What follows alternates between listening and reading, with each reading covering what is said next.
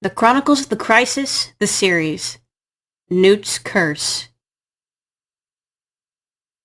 Our story begins in a world much like our own. A planet called Earth, a place called Egypt. But it isn't the one we know. This world, which we'll call Altrea, an on-the-nose portmanteau of alternate reality, isn't bound by the same rules as ours. Sure, humans are there, and civilization as we know it still rose up in a much similar way, but alongside mankind, there are other sentient creatures, namely the animal folk. Coming in various shapes, sizes, and races, these beings are essentially anthropomorphic animals. They have fairly similar lifespans to humans, and they generally live out their lives in similar ways. They might have a coat of fur, or scales, or feathers, but they're not so different. In fact, these animal folk are generally lumped together with humans in a group collectively referred to as sapients. Sapient kind, however, rides on the mundane side of the road in this world. This is a world full of magic. Of course, sapients in modern times are generally unaware of this. While magic was a very real force in ancient history, its existence has almost been completely forgotten. The modern sapients of Altrea would generally regard magic in the same way you and I do.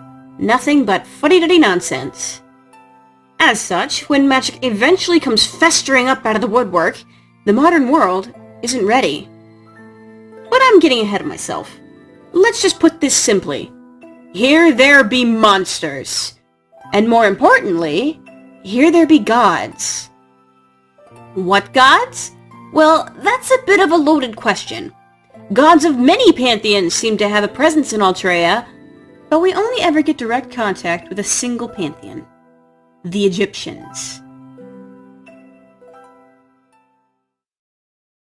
Many millennia ago, in the forgotten age of magic, the Egyptian gods found themselves in a strange dilemma.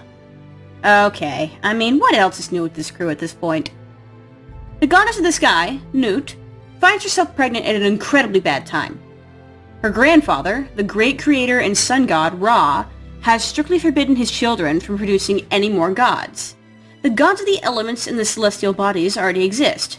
Shu, Tefnut, Sobek, Sekhmet, Thoth, Geb, and Nut herself all fulfill the needs of their world. Ra believes that no more new gods need to come into existence. The old coot already thinks there's too many of them.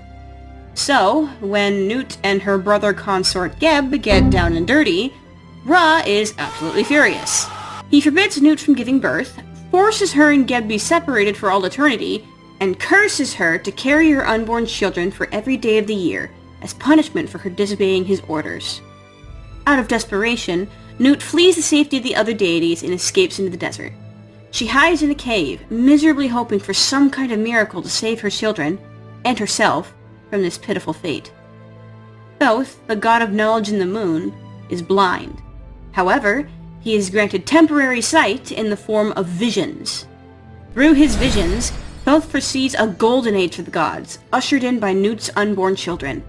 He sees 3 great gods, 1 male, 2 female, lording over all of the mortal realm of Egypt and the godly realm of Duat. Realizing that Ra's curse on Nut will prevent this glorious future from coming to be, Thoth makes the dangerous, and arguably stupid, decision to follow Nut into the desert. Despite being completely fucking blind, he somehow manages to find Nut in the cave and vows to help her give birth to the future All-Stars. As god of the moon, he uses moonlight to extend the time of the year by 5 days. For some reason, at the time of Ra's decree, there existed only 360 days in the year. With Thoth's intervention, there are now 365 days.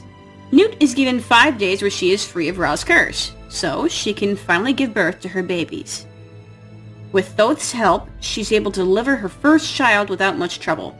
It's a strong and healthy humanoid baby boy, and Nut chooses to name him Osiris. After little Osiris is born, however, something goes horribly wrong. Nut is in a new kind of incredible pain, which is saying something, since the wonder of childbirth is so horrifically painful to begin with. Thoth is able to sense that there are 3 children that are still waiting to be born. This doesn't add up with his vision.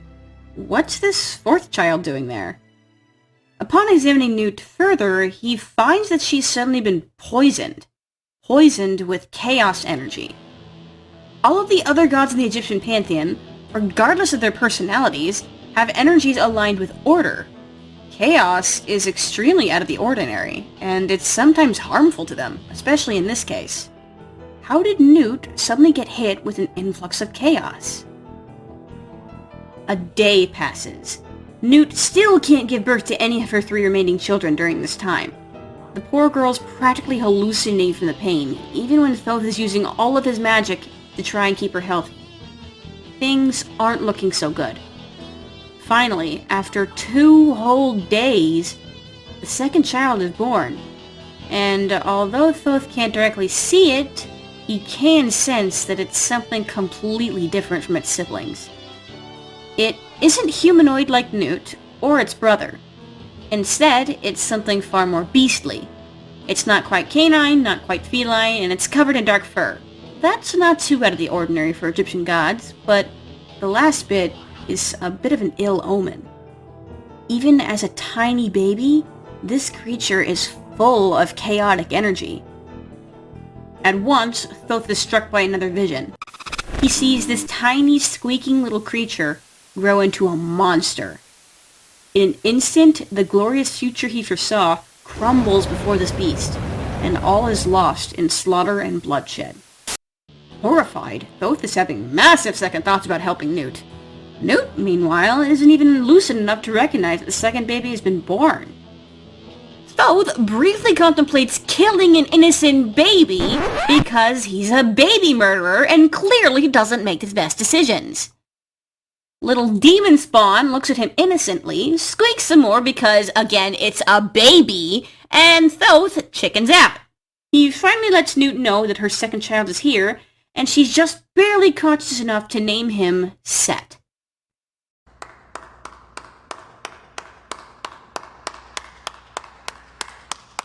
Trying to resist committing baby murder, Thoth just focuses on delivering the last 2 children. Set's chaotic energy really messed his mother up, so the next 2 births still take her a painful amount of time. On the bright side, though, they take a measly 1 day each instead of 2. The last 2 are twin baby girls. They're humanoid, too, making Set even more of an outlier. Poor Newt finally gets some rest after her long labor, and after she comes to, she names the first girl Isis, and the second girl Nephthys. While Newt is still hiding out and recovering, Thoth decides to go back to Ra, and, despite the massive amount of effort he went through to help Newt, comes clean to Ra and tells him that he helped her give birth.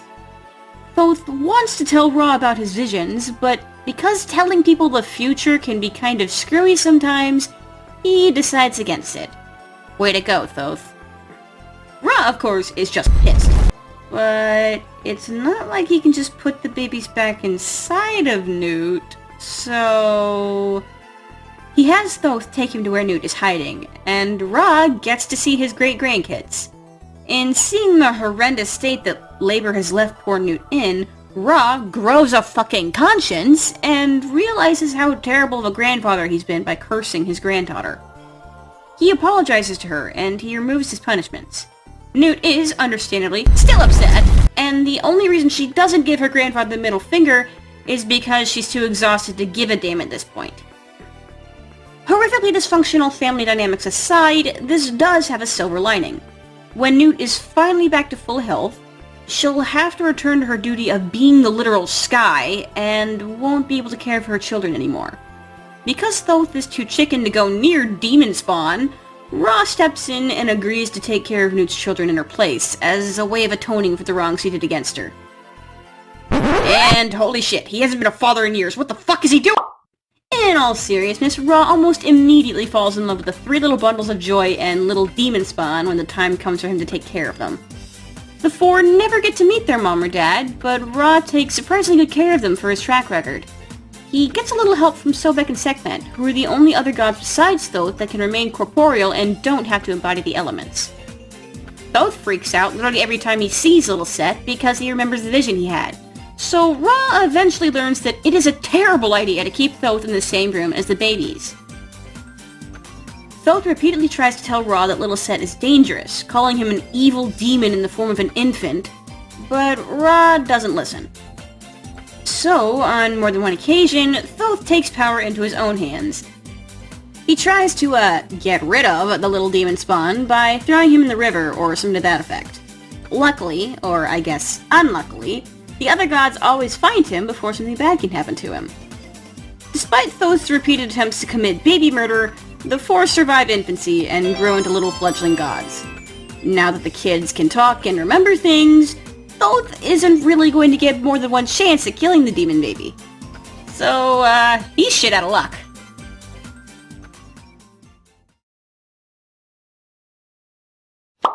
This world, which we'll call Altrea,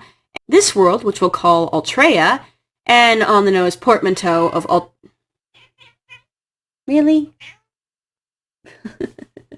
You're so cute.